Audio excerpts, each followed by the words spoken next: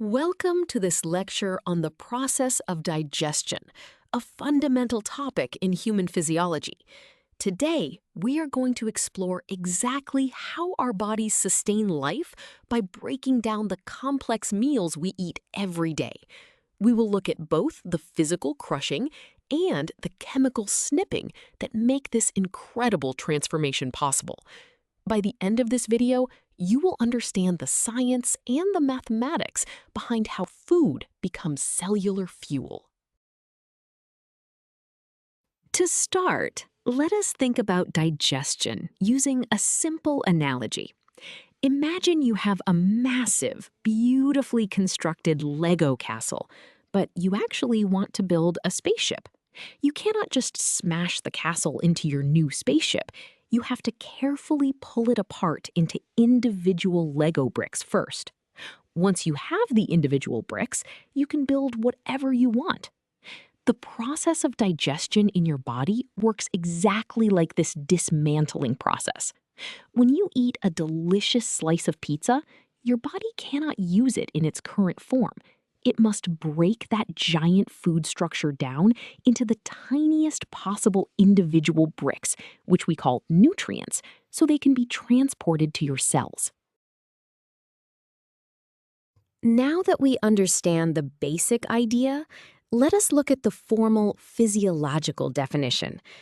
In human physiology, digestion is defined as the mechanical and chemical breakdown of complex, large food molecules into smaller, absorbable monomeric units.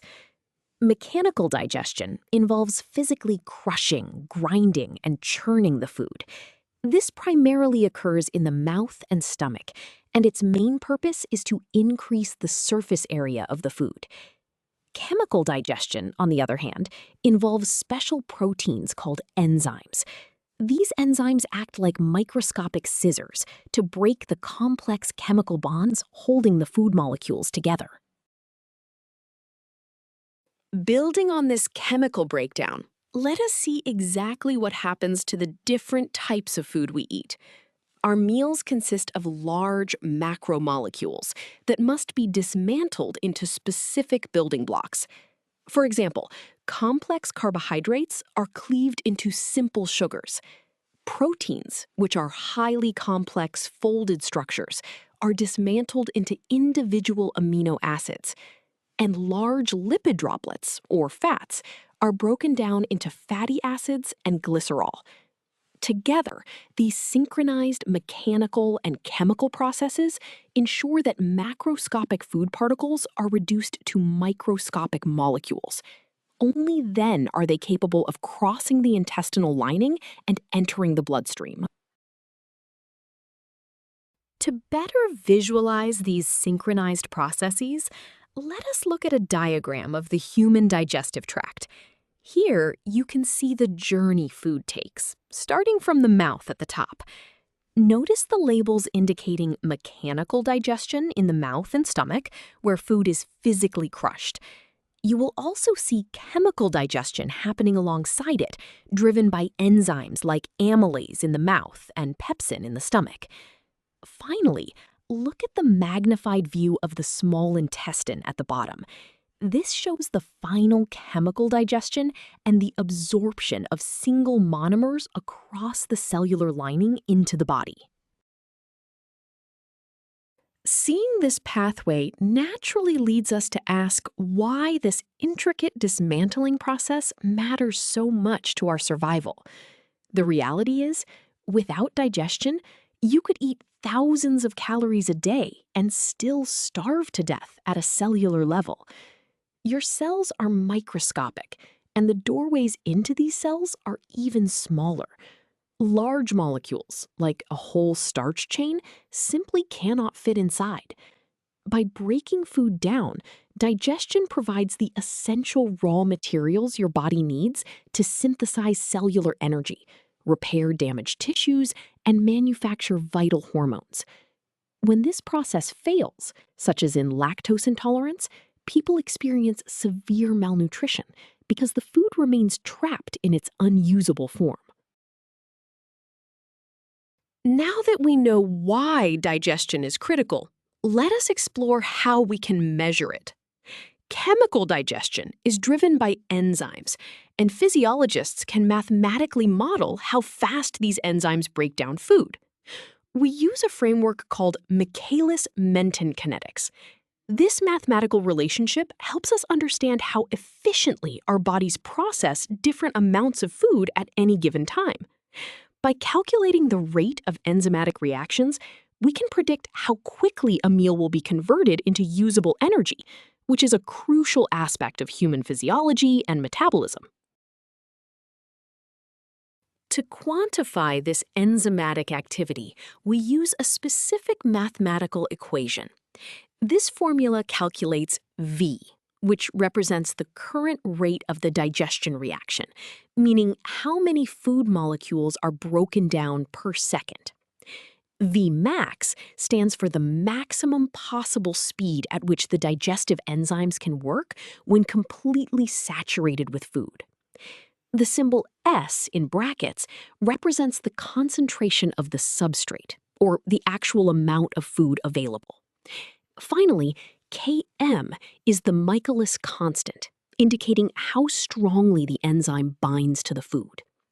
If the amount of food increases significantly, the digestion rate will increase until it hits the absolute speed limit defined by Vmax. Let us apply this formula to a real-world scenario to see how it works. Suppose salivary amylase in your mouth is breaking down starch from a potato.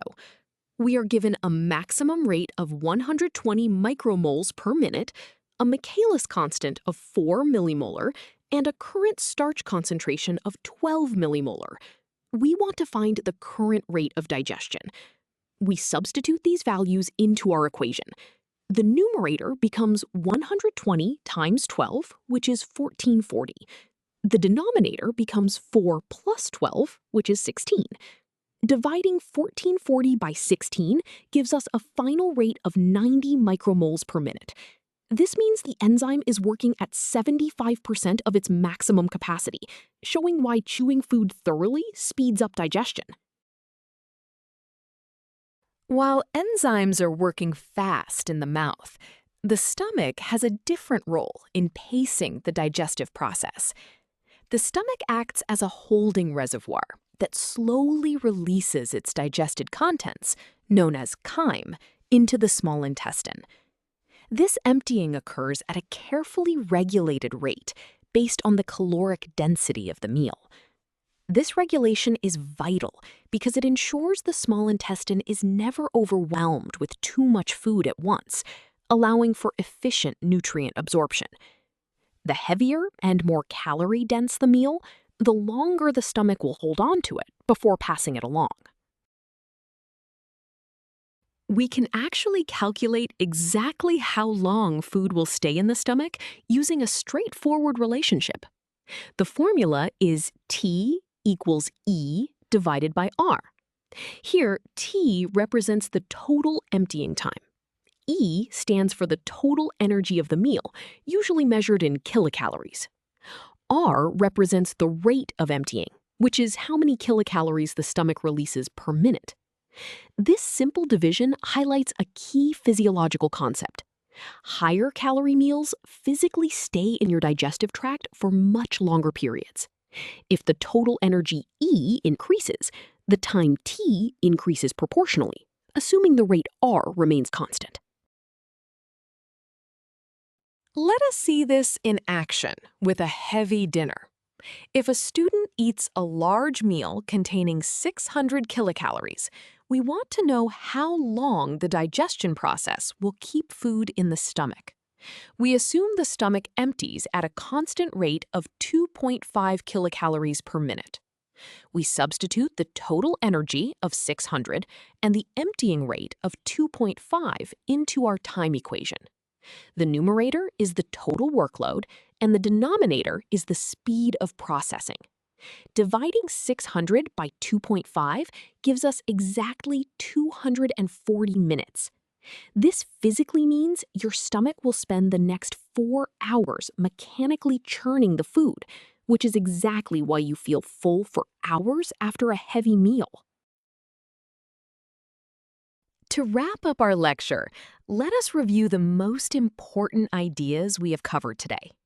First, the process of digestion is the essential physiological mechanism that transforms large, complex foods into tiny, usable cellular building blocks.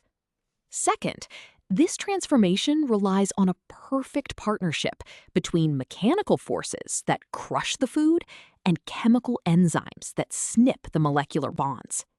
Finally, by understanding the mathematical rates of enzyme activity and gastric emptying, we can appreciate how the body maximizes nutrient extraction. You now have a solid understanding of how digestion acts as the critical bridge between the external environment and our internal cellular survival.